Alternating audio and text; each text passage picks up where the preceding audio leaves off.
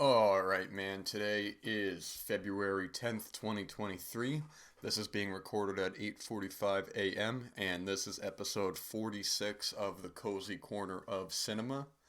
Making our way through 2023 at a good pace. Hopefully, we are utilizing the time that we are given with some degree of thought that we are looking back on these days and on these weeks and questioning whether or not we feel we utilize them wisely.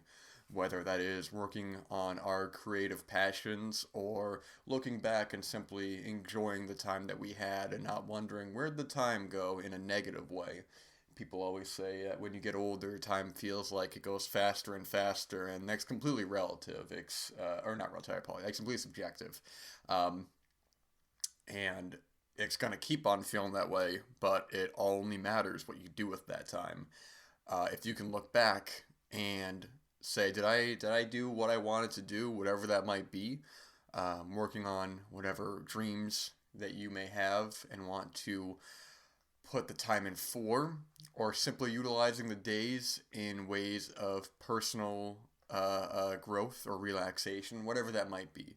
It all only matters how you feel about your time that's been used, because you can get more money, man, but you can't get more time. So might as well use it while you still got it. Let's see. There's a brief, not brief. There's a light air of fog out. Looks picturesque in a way. The woods in the distance make it difficult to see between the trees, clouded by the muted colors of the bushes, the trees, grays and browns. It's picturesque to say the least. You go out there, man, and you're going to find yourself perhaps in a new frame of mind. Hope you all have been doing well. I know I have. It's been tricky lately to find the time to do what I need to get done. Some days it seems like you have more ability than other. Less so on motivation, more so on ability, and more so on the resources given to you. Because when it comes to motivation, I'm all for just putting in the work and taking the break after, man. You can take a break when you're done with whatever it is you got to get done with. But it can be tricky. It can definitely be tricky for people to find the balance between the two. But we do what we can. So this weekend is the Valentine's Day Vinegar Syndrome sale. They do sales a couple times out of the year. And the Valentine's Day sale is almost primarily adult films, along with some exploitation adjacent films that you may find some adult actors being in, or the setting, or whatever it might be. And I don't talk about it enough on the show, but I am a big fan of the golden age of adult films. I have been a fan for quite a while. I've been a serious collector for quite a while of a lot of titles. And I feel like even with the renaissance of a lot of uh, genre films and a lot of films that may have been forgotten, that I still feel that aside from uh, uh, the Rialto Report and others who are seriously chronicling the history of adult cinema, that I don't feel like it's still entirely taken as seriously as maybe some other film mediums. But normally I don't do a episode like this, but I figured because I don't know how many people might be making these types of videos for the annual Valentine's Day sales, but I thought I'd go through some of the pages, recommend some titles if you're interested. Maybe you are not an adult film collector. Maybe you're looking to kind of wedge your way into it and maybe start off with something a little bit lighter, maybe something more adjacent. And that's okay. I'm going to go through some of these titles here, and hopefully some of these will pique some of your interest to perhaps spend the money. And whether you like or dislike it, it's all about expanding new horizons, man. It's all about just going out of your comfort zone. I'm a big fan. I think it's important to see and experience art that might make you feel uncomfortable or might challenge what you previously thought.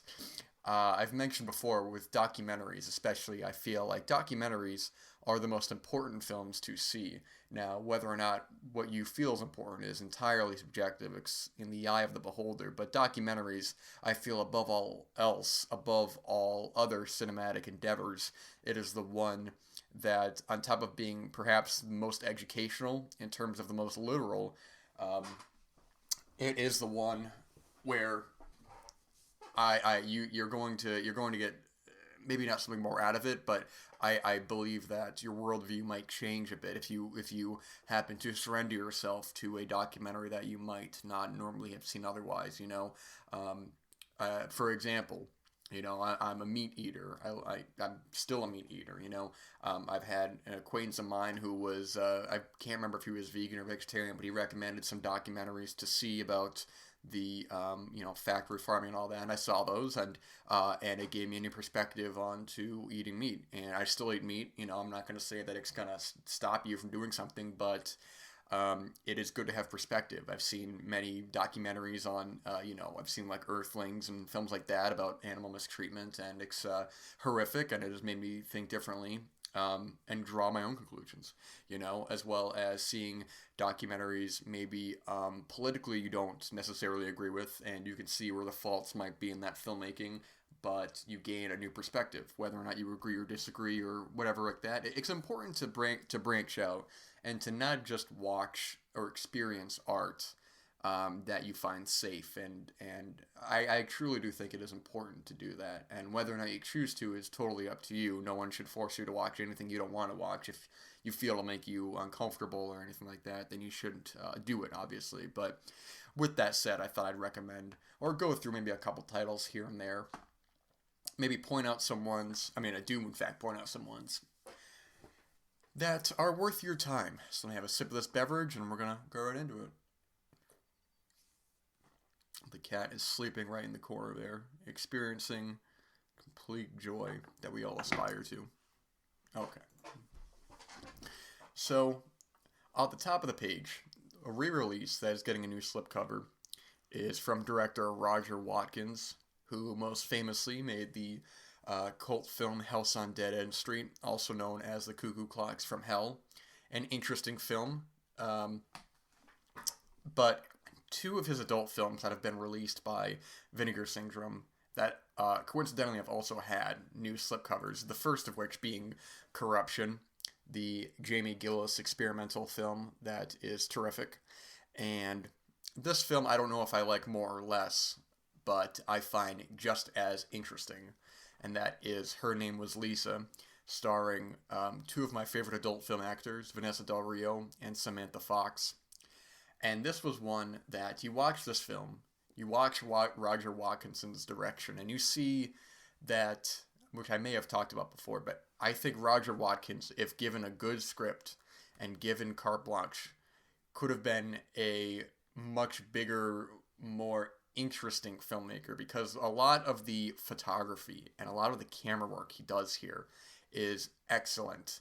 It's a mean-spirited film. It's a downbeat film. It's a film about these people who were in the lives of this girl, Lisa, who has passed away, and her rise and fall.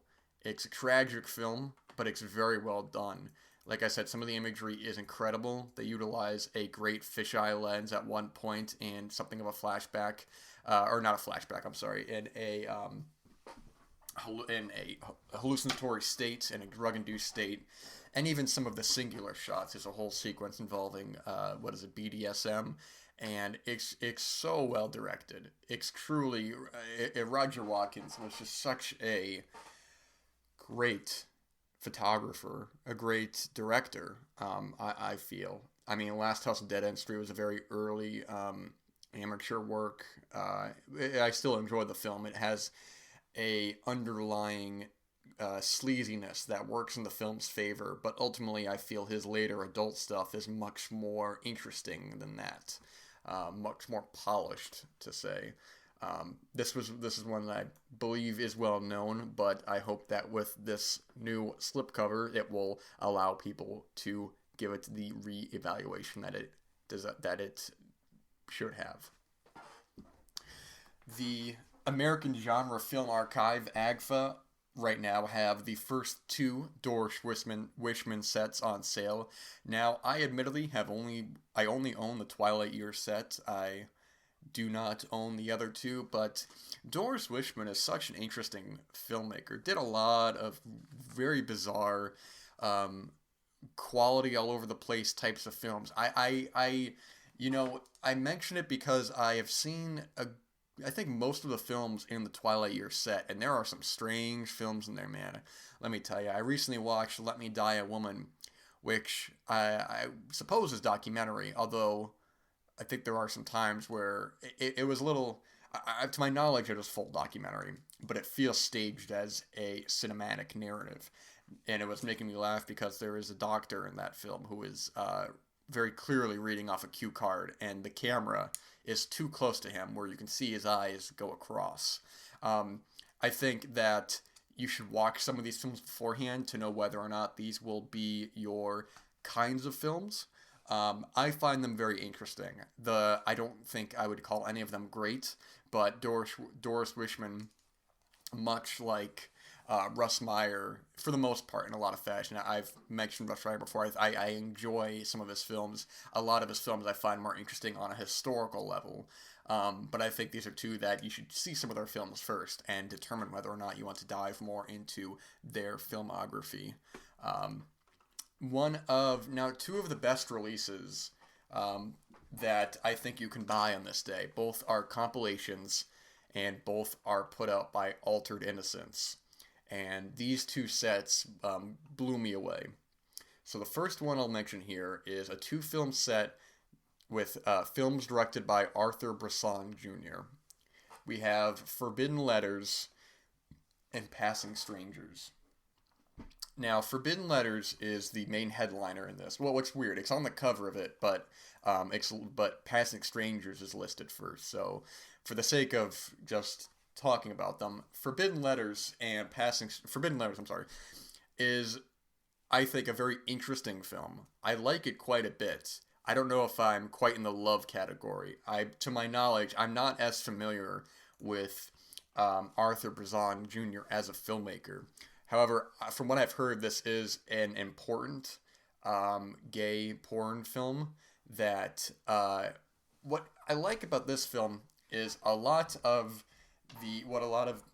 certain filmmakers do is that, or a lot of these filmmakers at the time do, is a lot of just going out on the street, filming a lot of what's happening. And to my knowledge, I'm trying to remember, it's been a little while since I've seen this, but this is, I believe a little bit of a road trip film, to my knowledge. I want to make sure I'm not mixing this up with another type of film. It's been a little while since I've seen Forbidden Letters, but I do remember liking it a lot. But the one that I really want to highlight, which is the one that I watched relatively recently in terms of the past month or two, is that Passing Strangers. Passing Strangers, I feel, is one of the most romantic and one of the most tender gay adult films I've seen.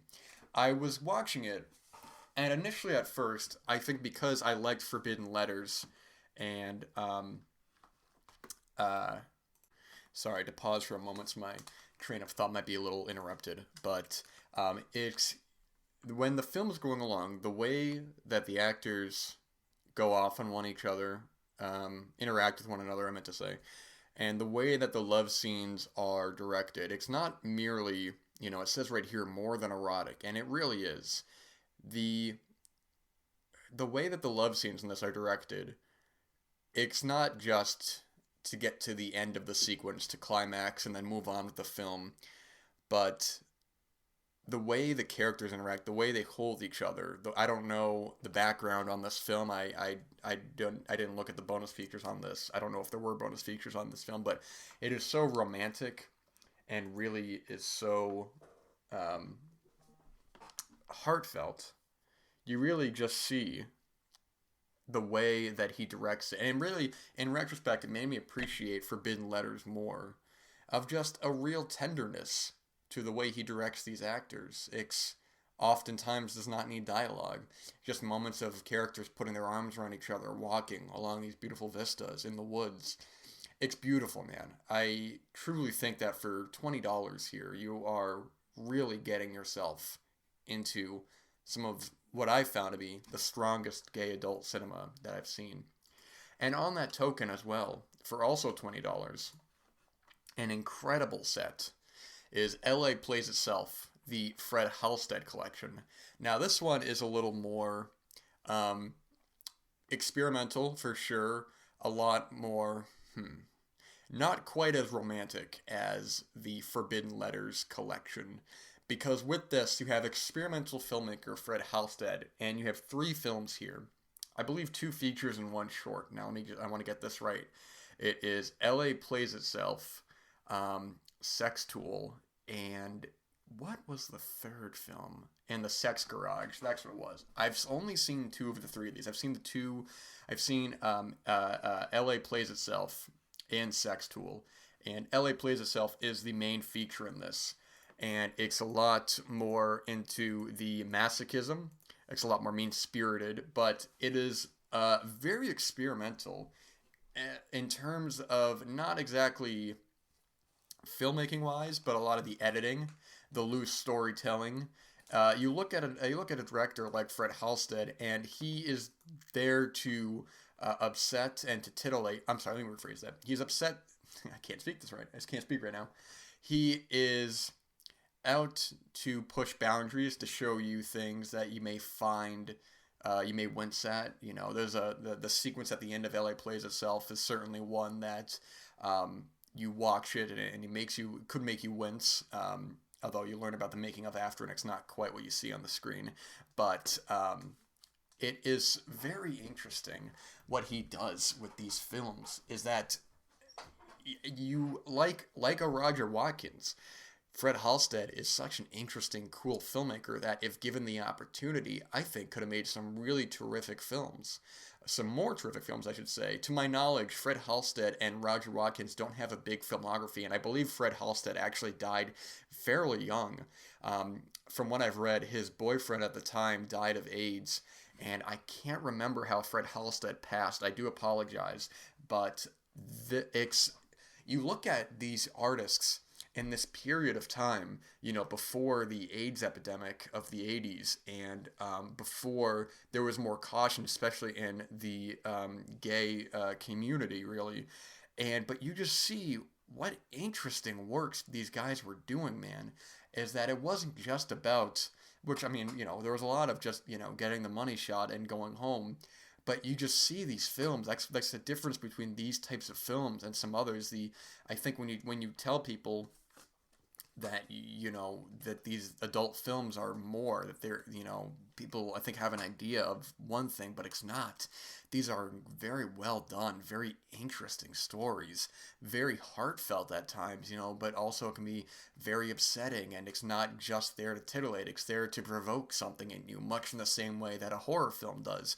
If you go to a horror film and people say, oh, it's just a bunch of murders, it's just a bunch of, you know, a guy with a machete chopping people up, and it's just like, man, you are shutting yourself off to great art if that's all you think that this is, man. So I definitely want to recommend those 2 sets for sure. Let me move on to the other page on that. Some of the 4Ks have been released. You have Dracula Sucks, which is an interesting film. I'm not the biggest fan of it, but the one that I've been a fan of for a while, and I have upgraded. I've had 2 copies of since. I got the Blu-ray and then the 4K, is the Anthony Spinelli directed Sex World. This is one that if somebody was trying to get into a lot of adult films or kind of want to dip their toes in, I think Dracula Sucks might be the go-to in terms of being more horror adjacent, of course, because I think, now I thought there was an R-rated version of that on there, but I've been told otherwise, which I've only watched the main feature on that. But Sex World, I think, it's very lighthearted, it's very silly. It's almost a Westworld kind of place where, which is a it's parody somewhat in name one. It doesn't really follow the same kind of narrative structure as Westworld, but the idea that you can go to this fantasy place and you can have all your desires fulfilled. I mean, in this case, purely sexually. Um, but this is one that the transfer on this looks terrific. I mean, this is a film I've seen a couple times, and it's a funny film. It's an interesting film. It happens to be one of my favorites, and it's great that this got a 4K as well. It's great that a film like this that is getting the treatment that it rightfully deserves. I would love to see the Roger Watkins stuff get released into 4K, especially Corruption. Are you kidding me, man? That would be a terrific release. But that is one that I do enjoy quite a bit. Let's see here. The problem with something like this, there's so many films I can talk about now that I'm just going through it. I'm just thinking I could talk about this and that and that. Um, a Climax of Blue Power is one. I don't know if this is exactly a roughie or not, but very interesting film as well. The way that the narrative in this is told is great. You have this main guy. What the hell? I can't remember who the lead actor was. I do apologize, but it's sort of his encounters with these various women, and there's this aggression underneath him. There's a part where he goes on this chick's home, and it's this long sequence, and it's just great, man. It's been a little while since I've seen this one, so my memory's a little fuzzy, but it is one that I wanted to highlight for sure. Some of the Gerard Demiano stuff, specifically with Memories Within Miss Aggie, is available as well. There's a lot of Peakorama DVDs too, and there's a lot of very interesting Peakorama titles as well, so I think maybe I'll talk about just a couple of those, and then we'll get on out of here, because I am already running out of more time than I thought that I had. But the one that I want to see, just make sure that it's actually on sale here. I should have had this ready, but of course I do not. Now, a lot of the Peakorama titles have been coming to Blu-ray, but there are still more titles stuck on DVD. But one that is very bizarre but interesting, there's two films by Alex de Renzi. You have Little Sisters and Powder Burns. The latter of which, Powder Burns, is not bad. It's very light on any sort of sex in the film. There's plenty of nudity. It was looked to be shot on a already established Western film set. It's not bad. I don't think it's particularly as interesting. I think the problem is that it's overshadowed by the primary feature on this Little Sisters, but it's not bad. If being included on the set, it is interesting. But Little Sisters, what a bizarre film.